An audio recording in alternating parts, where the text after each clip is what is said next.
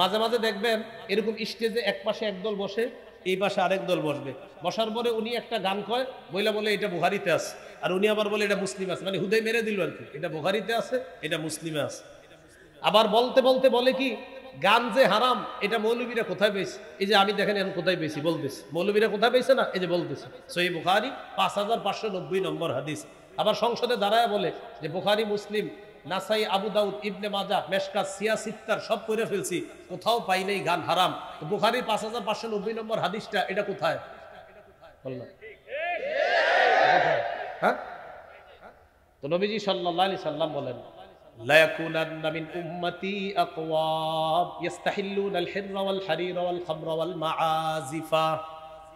নবী বলেন আমার উম্মতের মধ্যে এমন একদল মানুষ হবে, ইস্তাহিল্লুনা আল হিররা, যারা রেশমের পোশাককে হালাল মনে করবে, ইস্তাহিল্লুনা আল হিররা ওয়াল হারিরা, যারা জিনাকে হালাল মনে করবে, ওয়াল হারিরা, রেশমের পোশাককে হালাল মনে করবে, ওয়াল খামরা, মদকে তারা হালাল মনে করবে।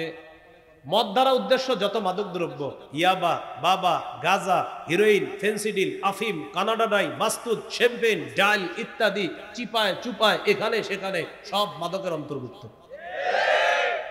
তো নবীজি বলেন আমার উম্মতের একদল লোক হবে, তারা জিনাকে হালাল মনে করবে, রেশমের পোশাককে হালাল মনে করবে, মাদক দ্রব্যকে হালাল মনে করবে, ওয়াল মাআজিফা, বাদ্যযন্ত্র, গান বাদ্য, ঢোল তবলাকে তারা হালাল মনে করবে। বলি নাউজুবিল্লাহ। নবীজি বলছে হালাল মনে করবে, বলেন তো করবে না চলছে? এই যে বৈশা বলতেছে গান হারাম, এটা হুজুররা কই পায়, মানে ওনার কাছে গান হালাল।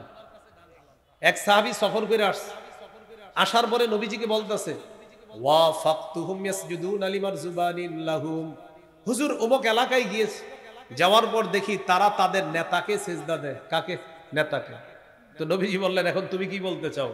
হুজুর আমি সাহাবীদেরকে নিয়ে আসছি, আমার দলবল নিয়ে আসছি, আপনারে সিজদা দিব। নাউজুবিল্লাহ পড়েন। কেন? আপনার চেয়ে বড় নেতা তো দুনিয়াতে নাই, ওই নেতারে যদি মানুষ সিজদা দিতে পারে তাহলে সিজদা পাওয়ার যোগ্য বেশি আপনি। যুক্তি ঠিক ছিল, কারণ আমাদের নবীর চেয়ে শ্রেষ্ঠ নেতা আসে নাই, আসবেও না। নবীজি বললেন সাবধান সাবধান, আরাআইতা লাউ মারারতা বিকবরি আকুনতা তাসজুদু লাহ, আচ্ছা আমি ইন্তেকালের পর আমার কবরের সামনে দিয়ে যখন অতিক্রম করবা, আমার কবর কি সেজদা করবা? নবীজি বলতেছিলেন। এই কথা বলার পর বললেন আমি যে দুনিয়াতে আসি আমাকে যেমনি ভাবে সেজদা করবা না, এটা হারাম। আমি ইন্তেকালের পর আমার কবরের সামনেও সেজদা করবা না, আমার কবরকে সেজদা করবা না। আমার নবীর চেয়ে শ্রেষ্ঠ নবী, শ্রেষ্ঠ রাসূল, শ্রেষ্ঠ ওলি, শ্রেষ্ঠ পীর, শ্রেষ্ঠ শায়েখ, আল্লামা, মুফতি, মুহাদ্দিস দুনিয়াতে আসে নাই, আসবেও না। দুনিয়ার মানুষের যত ভালো গুণ সব আমার নবীর আছে।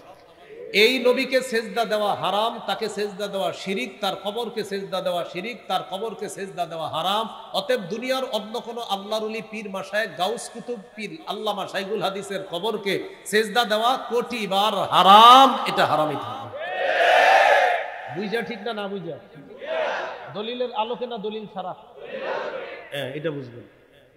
সামিআতুন নাবিয়্য সাল্লাল্লাহু আলাইহি ওয়াসাল্লাম ক্বাবলা আন ইয়ামুতা বিখামসিন ওয়া হুয়া ইয়াকুল, আমি আল্লাহর নবীর ইন্তেকালের 5 দিন আগে আমি বলতে শুনলাম, নবীজি বলেন আলা ওয়া ইন্না মান কানা ক্বাবলাকুম ইত্তাখাযু কুবুর আমবিয়াইহিম ওয়া সালিহিহিম মাসাজিদা, শোনো তোমরা তোমাদের পূর্ববর্তী জাতি তাদের নবীদের ওলিদের কবরকে সেজদার স্থান বানিয়েছে। এটা নবী বলতেছে। নবীজি বলেন শোনো তোমরা তোমাদের পূর্ববর্তী জাতি নবীদের ওলিদের কবরকে সেজদার স্থান বানিয়েছে। আলা ফালা তাত্তাখিজুল কুবুর মাসাজিদা, তোমরা কিন্তু কবরকে সেজদার স্থান বানাবা না। আনহাকুম আন যালিকা, আমি নবী নিষেধ করে যাচ্ছি। বলেন তো কবরকে সেজদার স্থান বানানো যাবে না, নবী ইন্তেকালের কয়দিন আগে নিষেধ করছে।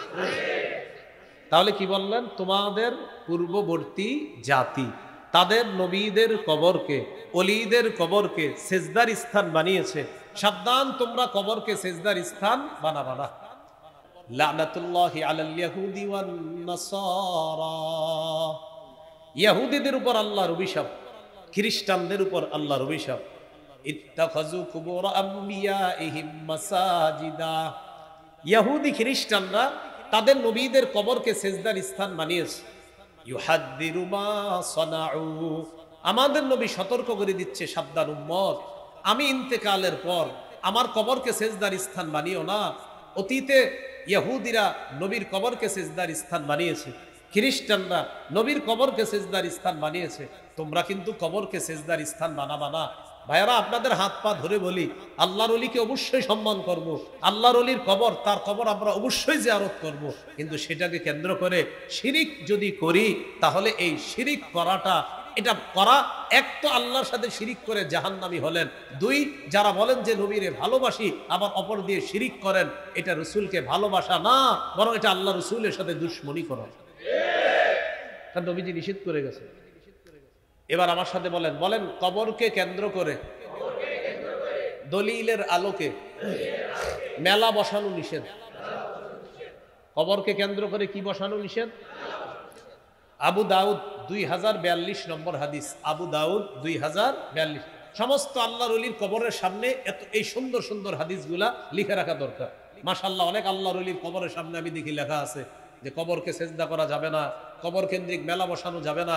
সাথে সাথে লেখা দেওয়া দরকার, বুখারী 427 নম্বর, সহিহ মুসলিম 532 নম্বর, বুখারী 435 নম্বর, সূরা লোকমান 13 নম্বর আয়াত, সূরা মাইদা 72 নম্বর আয়াত, সূরা নিসা 48 নম্বর আয়াত, কবর কেন্দ্রিক মেলা বসানো নিষেধ, আবু দাউদ 2042 নম্বর হাদিস। এইগুলা লিখে দিলে তখন মুসলমানরা আর ওই জাতীয় কুসংস্কারগুলা করবে না।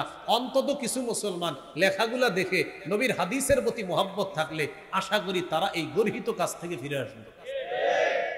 লিখে দিত। আবু দাউদের 2042 নম্বর হাদিসে রাসূল সাল্লাল্লাহু আলাইহি সাল্লাম বলেন, লা তাজআলু বুয়ুতাকুম কুবুরা, তোমরা তোমাদের ঘরগুলাকে কবর বানাও না, ওয়ালা তাজআলু কবরি ঈদা, আর আমার কবরকে কেন্দ্র করে মেলা বসাবা না। নবীজি বললেন, তোমরা তোমাদের কবরগুলাকে, তোমরা তোমাদের ঘরগুলাকে কবর বানাও না। ঘর কবর হয় কিভাবে?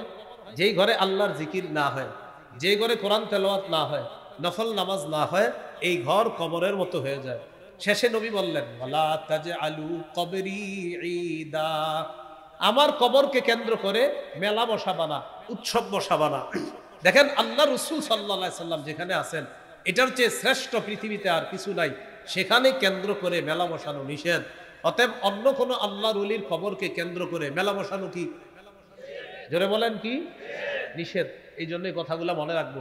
আরো 10 জনকে কথাগুলো পার্সোনালি বুঝাই দিবেন, ভাই এটা ঠিক না, এটা অন্যায়। আল্লাহ আমাদেরকে বুঝার তৌফিক দান করো।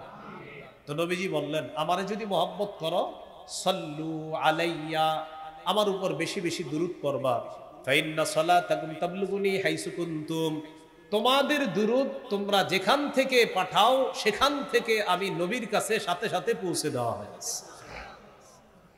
তাহলে আমরা দুরূদ পড়ব, কবর কেন্দ্রিক মেলা বসাবো না। তাহলে প্রিয় ভাইয়েরা, বলেন, গান যে বাদ্যযন্ত্র হারাম, এটা কি দলিল ছাড়া না দলিল সহ? আল্লাহ আমাদেরকে এই গর্হিত কাজ থেকে হেফাজত করেন।